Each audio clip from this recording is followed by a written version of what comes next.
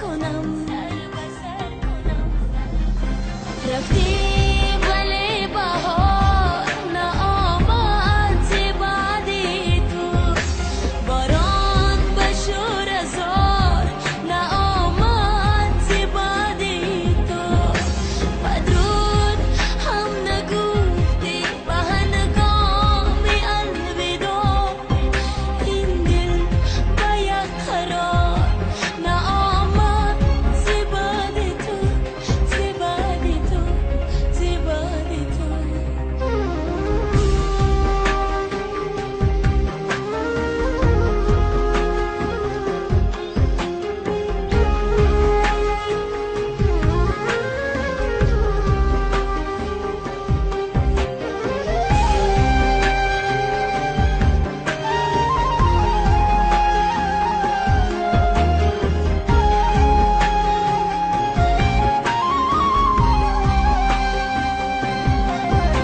بودم اگر برای تو تسلیم بوسه ها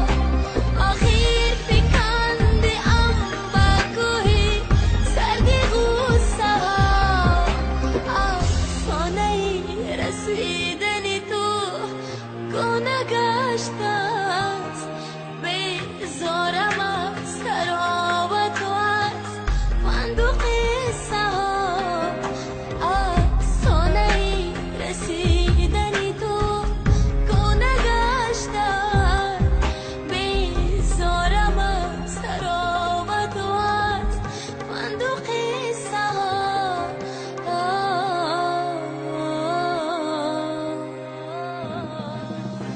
رفتی ولی بهار نآمد بعدی تو باران بشور هزار نآمد بعدی تو بدرود هم نگفتی به هنگام الوداع این دل به یک قرار نآمد بعدی تو بعدی تو بعدی تو زنده باشید. تشکر زیاد.